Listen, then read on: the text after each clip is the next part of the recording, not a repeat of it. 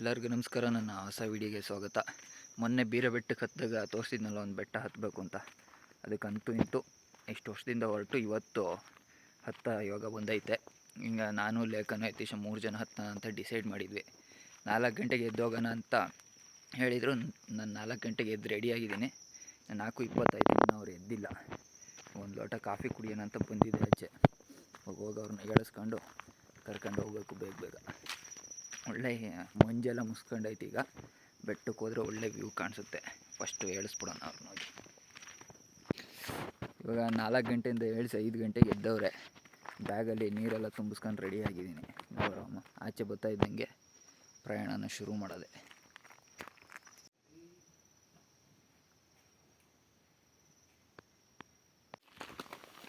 ಇವಾಗ ಮೇನ್ ರೋಡನ್ನ ಬಿಟ್ಬಿಟ್ಟು ಕಾಡು ರೋಡಲ್ಲಿ ಹೋಗ್ತಾ ಇದ್ದೀವಿ. ಚಿಕ್ಕದೊಂದು ಮಣ್ಣು ರೋಡು.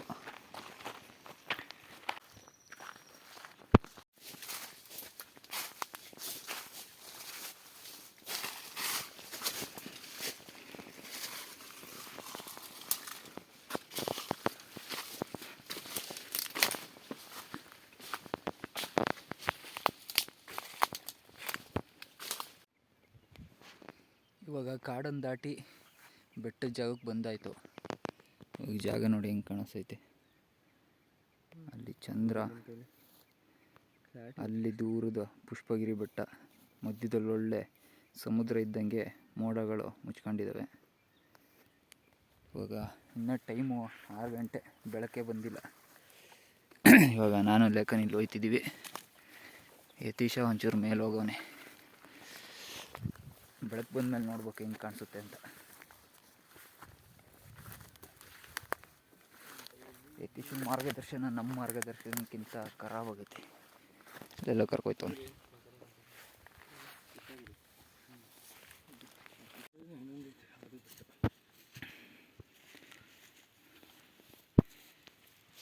ಇನ್ನೂ ಬೆಳಕೆ ಬಂದಿಲ್ಲ. ಹೋಗ್ಲಿ ಹೆಂಗೆ ಕಾಣಿಸ್ತೈತೆ. ಅಲ್ಲೈತೆ ನಾವು ಹತ್ಬೇಕಾಗಿರೋ ತುದಿ.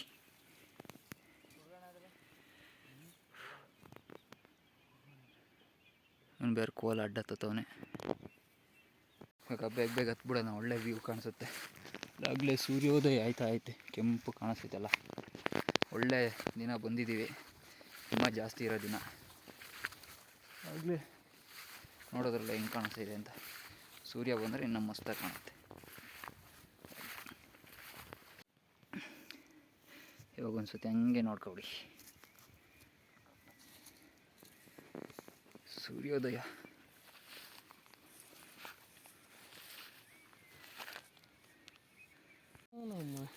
ನಾವು ಹಿಂದೆ ಇರೋ ಬೆಟ್ಟನೇ ಪೀಕ್ ಅಂದ್ಕೊಂಡಿದ್ದೆ. ಇನ್ನು ನಾವು ಅಲ್ಲಿಗೆ ಹೋಗಬೇಕು, ಆ ಬೆಟ್ಟಕ್ಕೆ. ನಾವು ಬರೋಬ್ಬರಿ ಅರ್ಧ ಕಿಲೋಮೀಟ್ರ್ ಐತೆ. ಬನ್ನಿ ಬೇಗ ಹೋಗ್ಬಿಡೋಣ. ಹೋಗುವ.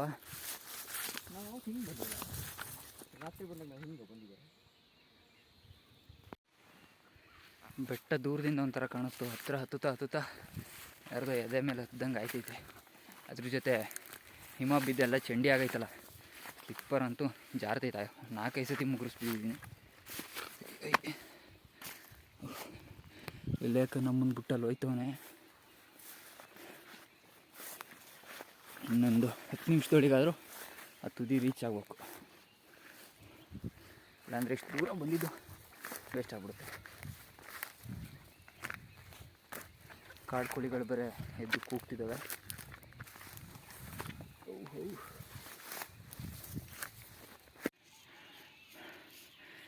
ಇಲ್ಲಿಂದ ನೋಡಿ ಏನು ಚೆನ್ನಾಗಿ ಕಾಣಿಸ್ತೈತೆ.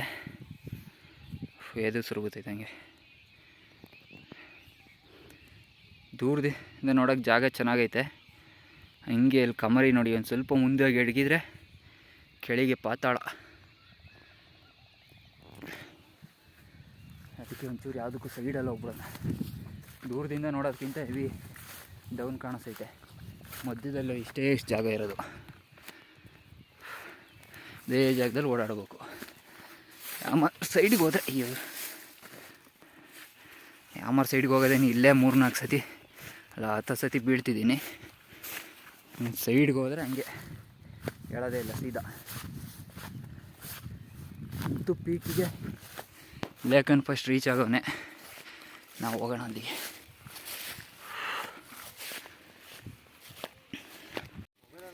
ಇವಾಗ ಒಂದ್ಸತಿ ಹಿಂಗೆ ಭೀಕರವಾದ ಕಮರಿ ತೋರಿಸ್ತೀನಿ ನೋಡಿ. ಇದಕ್ಕೆ ಜೋಪಾನವಾಗಿರಲಿ ಅಂತ ಸ್ಲಿಪ್ಪರ್ ಬಿಚ್ಚು ಬಂದಿದ್ದೀನಿ. ಹಾಂ, ಫುಲ್ ಟಾಪಿಗೆ ಹೋಗ್ಬಿಡಂಬ ನೋಡಿ. ಅಲ್ಲಿ ಕೆಳಗೆ ಬೆಟ್ಟ ನೀಟಾಗಿ ಕಾಣಿಸಲಿಲ್ಲ, ಫುಲ್ಲು ಒಂದೇ ಸತಿ ಹಿಂಗೆ ಡೌನ್ ಐತೆ. ವ್ಯೂ ಸೂಪರಾಗಿದೆ. ಈಗ ಮೇನ್ ವ್ಯೂ ಪಾಯಿಂಟು ಅಲ್ಲಿ ಚಿಕ್ಕಲ್ಲಿ ಕಾಣಿಸ್ತಿದೆಯಲ್ಲ ಅದಕ್ಕೆ ಹೋಗ್ಬಿಡೋಣ. ಹೋದರೆ ಒಂದು ಅರ್ಧ ಗಂಟೆ ಆರಾಮಾಗಿ ಕೂತ್ಕೊಂಡು ನೋಡ್ಕೊಂಡು ವ್ಯೂನ. ಇನ್ನೂ ಒಂದು ಸ್ವಲ್ಪ ಬಿಸಿಲು ಬರಬೇಕು, ಆಗ ಇನ್ನೂ ಸೈಕಾಗಿ ಕಾಣುತ್ತೆ.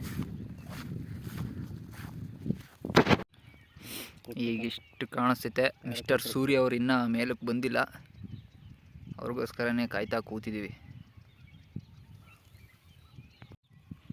ಇವಾಗ ಮಿಸ್ಟರ್ ಸೂರ್ಯ ಅವರು ಎದ್ದು ಬರ್ತಾವ್ರೆ ಆಚೆಗೆ. ಒಳ್ಳೆ ಕೆಂಪು ಚೆರ್ರಿ ಹಣ್ಣು ಕಣ್ಣಂಗೆ ಕಾಣಿಸ್ತೈತೆ. ಒಂದು ಸ್ವಲ್ಪ ಹೊತ್ತಿಗೆ ಸೂರ್ಯೋದಯ ಪೂರ್ತಿ ಆಗುತ್ತೆ. ಇವಾಗ ಈ ಕಡೆ ಬೆಟ್ಟದ ಕಪ್ಪು ಸೈಡಲ್ಲಿ ಕೂತಿದ್ವಿ. ಇನ್ನು ಆ ಕಡೆ ಪುಷ್ಪಗಿರಿ ಸೈಡಲ್ಲಿ ಹೋಗಿ ಒಂದು ಸ್ವಲ್ಪ ವೀಡಿಯೋ ಮಾಡಬೇಕು, ನೋಡ್ಬೇಕು ಕೂತ್ಕೊಂಡು ಒಂದು ಸ್ವಲ್ಪ ಹೊತ್ತು ನೋಡ್ಕೊಬಿಡಿ ಅನ್ಸತಿ.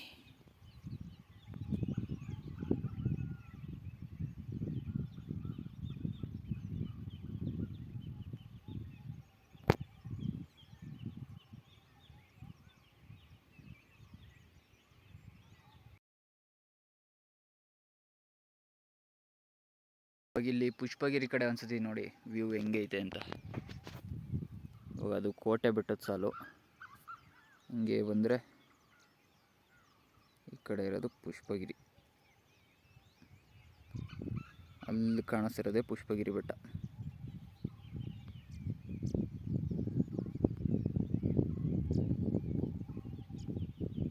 ಇನ್ನು ಚಂದ್ರ ಕಣ್ಮರೆ ಆಗೇ ಇಲ್ಲ.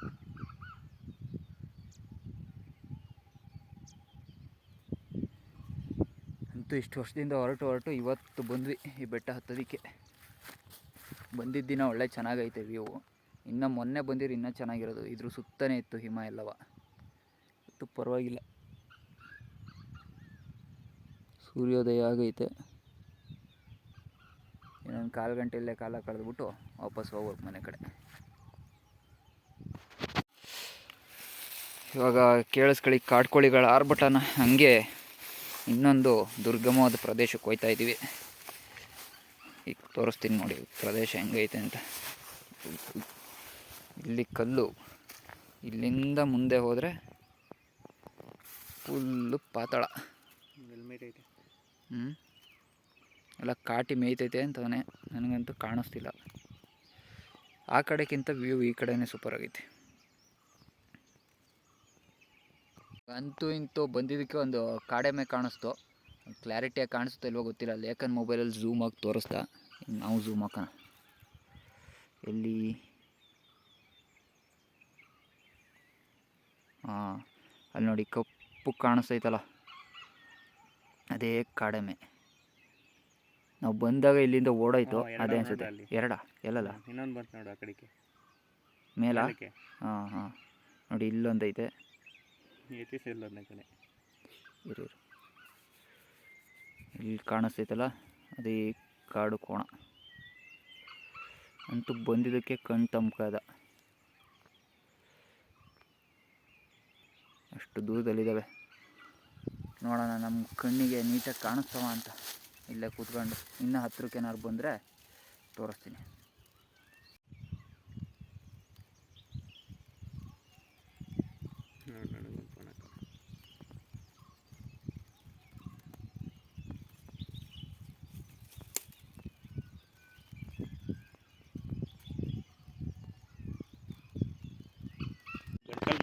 ಯಾರನ್ನ ಇಬ್ರು ಕಾಣಿಸ್ತಾರ ಇವಾಗ ನೋಡಿ ಇನ್ನು ಚೆನ್ನಾಗಿ ಕಾಣಿಸ್ತಿದೆ. ಅಲ್ಲೊಂದು, ಇಲ್ಲಿ ಕೆಳಗೊಂದು.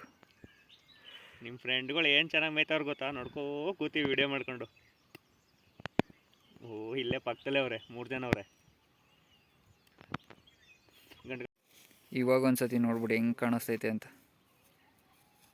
ಬಿಸಿಲೆಲ್ಲ ಕಾಡಿನ ಮಧ್ಯೆ ನುಗ್ತೈತೆ, ಅದ್ಭುತವಾಗಿ ಕಾಣಿಸ್ತೈತೆ. ಇವತ್ತು ಬಂದಿದ್ದಕ್ಕೆ ಕಾಡು ಕೋಳಿ ಕಾಡೆಮ್ಮೆ ಎರಡನ್ನೂ ನೋಡ್ದಂಗಾಯ್ತು. ಆದರೆ ಕಾಡೆಮ್ಮೆ ನೋಡಿದ್ದು ತೃಪ್ತಿ ಸಿಕ್ಕಿಲ್ಲ. ಅದಕ್ಕೆ ಅವು ಹತ್ರನೇ ಒಂದು ಸ್ವಲ್ಪ ಹುಡುಕ ಹೋಗೋಣ ಅಂತ ಹೋಯ್ತಾ ಇದ್ದೀವಿ. ಇವಾಗ ಹೆಂಗಿದ್ರು ಅಲ್ಲಿ ಮೇಯ್ತಾ ಇದ್ದ, ನಾವು ಇಲ್ಲೇ ಇಳಿಬೇಕು. ಹಂಗೆ ಹೋಗಿ ಒಂದು ರೌಂಡ್ ಹಾಕ್ಕೊಂಡು ಹತ್ತಿರದಿಂದ ಕಾಡೆಮ್ಮೆ ನೋಡೋಕೆ ಏನಾರು ಸಿಗ್ತಾವ ಅಂತ ಪರೀಕ್ಷೆ ಮಾಡ್ಬೇಕು. ಈಗ ಹೋಗಿ ಹಂಗೆ ಅಲ್ಲಿಗೆ ಹೋಗ್ತಾ ಇದ್ದೀವಿ. ನಾನು ಲೇಖನು ಇನ್ನೊಬ್ಬ ಕಾಣೆಯಾಗವನೆ ಅಂತ ಹುಡಿಕೊಂಡು ಹೋಗ್ಬೇಕಲ್ಲಿಗೆ. ಇವಾಗಲೇ ಬೆಟ್ಟನೇ ಇಳಿದು ಕೆಳಗೆ ಬಂದಾಯಿತು. ಇನ್ನೇನು ಚಿಕ್ಕದೊಂದು ಬೆಟ್ಟ ಹತ್ತಿದ್ರೆ ಅದೇ ಜಾಗಕ್ಕೆ ಹೋಗ್ತೀವಿ. ನೋಡೋಣ, ನಮ್ಮ ಅದೃಷ್ಟ ಚೆನ್ನಾಗಿದ್ದರೆ ಕಾಡೆಮ್ಮೆಗಳ ದರ್ಶನ ತುಂಬ ಹತ್ತಿರದಲ್ಲಾಗುತ್ತೆ. ನೋಡೋಣ, ಫಸ್ಟ್ ಹೋಗಿ ಹತ್ತಿರಕ್ಕೆ. ಈಗ ವೀಡಿಯೋನ ಆಫ್ ಮಾಡಿ ನಿಧಾನಕ್ಕೆ ಹೋಗಬೇಕು. ಓಕೆ, ಗೊತ್ತಾದಿಲ್ದಂಗೆ ಬನ್ನಿ ಬೇಗ ಬೇಗ ಹೋಗ್ಬಿಡೋಣ. ನಾನು ಮುಂದೆ ಬಂದಿದ್ದೀನಿ, ಲೇಖನ್ನು ಅವರಿಬ್ಬರು ಅಲ್ಲಿ ಬರ್ತವ್ರೆ.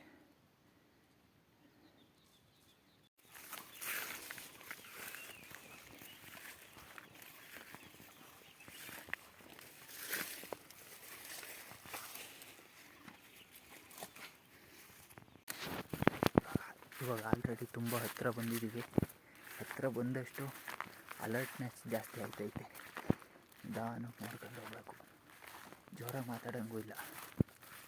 ಇನ್ನೇನು ತೀರಾ ಸಮೀಪಕ್ಕೆ ಬಂದ್ವಿ. ಅಲ್ಲಿ ಮೇಯ್ತಾ ಇದ್ದ, ಇಲ್ಲಿಗೆ ಹೋಗ್ತಾ ಇದ್ದೀವಿ. ಮರಿ ಬೇರೆ ಇರಂಗೈತೆ, ನೋಡಬೇಕು. ಹತ್ತಿರದಲ್ಲಿ ನೋಡ ಅದೃಷ್ಟ ಸಿಕ್ಕಿದ್ರೆ ನನ್ನ ಪುಣ್ಯ. ಐತೆ ಅಲ್ಲಿ ನೋಡಿ ಕಾಡೆಮ್ಮೆ, ಅಲ್ಲಿ ಓಡಾಡ್ತೈತೆ.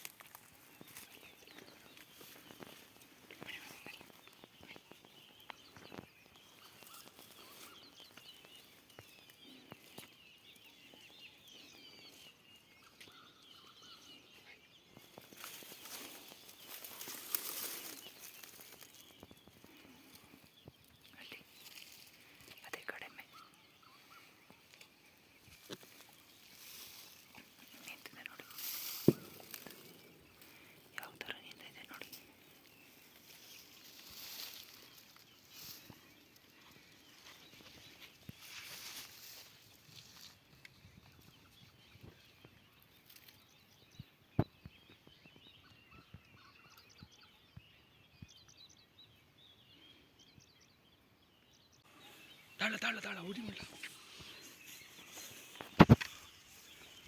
ಫೋಟೋ ತಗೋ ಚೆನ್ನಾಗಿ.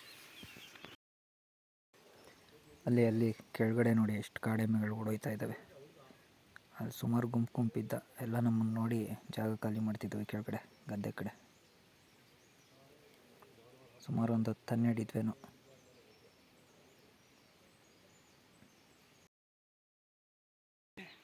ಅಲ್ಲಿ ನೋಡಿ ದಾಟೋಯ್ತಾ ಇದ್ದಾವೆ.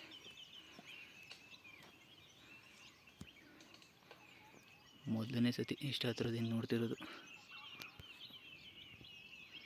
ಇನ್ನೊಂದು ತೋಟ ಇರೋದು ಕಳ್ಸಿ ಇನ್ನೊಂದು ಬಿಡ್ತಿದ್ದೆ ಬಿಡು. ಇಲ್ಲಿಗೆ ಹತ್ರಕ್ಕೆ ಹೋಗ್ತಾ ಇದ್ದೀನಿ. ನೋಡಿ ಇಲ್ಲೇ ಹೆಂಗೆ ಮೇಯ್ತೈತೆ. ಇಲ್ಲೇ ನಿಂತೈತೆ. ಅಪ್ಪ, ಈ ಥರ ಲೈಫಲ್ಲಿ ನೋಡ್ರಿಲ್ಲ.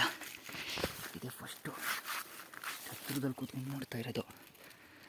ಸೇಮ್ ನಮ್ಮ ಊರಿನ ಕಾಡ್ಕೋಣ ಇದ್ದಂಗೆ ಐತೆ. ಅಲ್ಲ, ಕೋಣ ಇದ್ದಂಗೆ ನೋಡಿ ಅಲ್ಲಿ. ಅದು ಬೆಳಿಗ್ಗೆ ಎದ್ದು ಬಂದು ಸಾರ್ಥಕ ಆಯಿತು.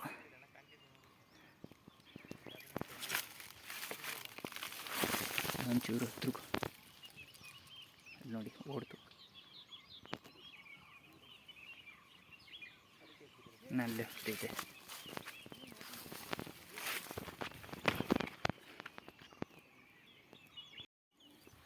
ಅಂತೂ ಇಂತೂ ಇವತ್ತು 4 ಗಂಟೆಗೆ ಎದ್ದಿದ್ದು ಸಾರ್ಥಕ ಆಯಿತು.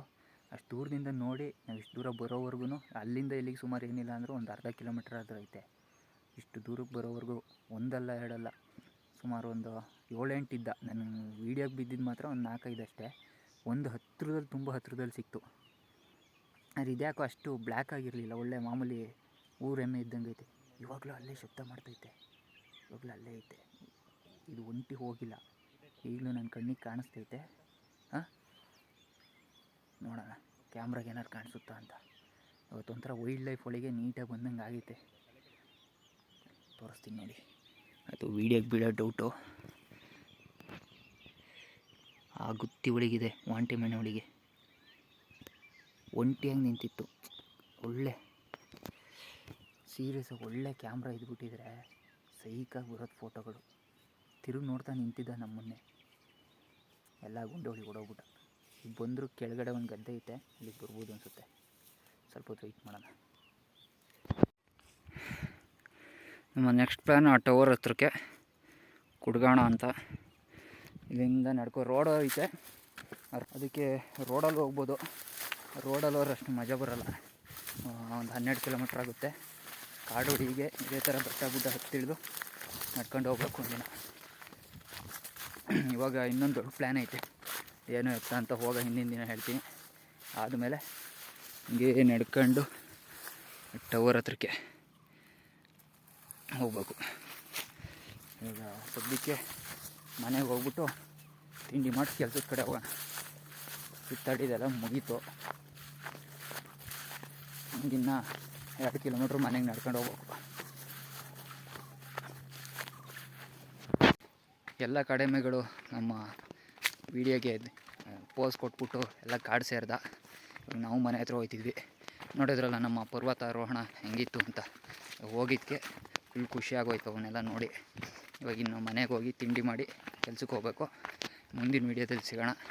ಅಲ್ಲಿವರೆಗೂ ಬಾಯ್. ಈ ವಿಡಿಯೋ ಇಷ್ಟ ಆಗಿದ್ರೆ ಲೈಕ್ ಮಾಡಿ, ಶೇರ್ ಮಾಡಿ, ಹಾಗೆ ನನ್ನ ಯೂಟ್ಯೂಬ್ ಚಾನಲ್ಗೆ ಸಬ್ಸ್ಕ್ರೈಬ್ ಆಗಿಬಿಡಿ ಅಂತ ಕೇಳೋಕ್ಕೆ ಇವತ್ತೊಂದು ಮರ್ಯಾದೆ ಬಂತು, ಯಾಕೆಂದರೆ ಒಳ್ಳೆ ಕಂಟೆಂಟ್ ಸಿಕ್ತು. ಹಾಗಾಗಿ ಮುಂದಿನ ವೀಡಿಯೋದಲ್ಲಿ ಸಿಗೋಣ. ಬಾಯ್.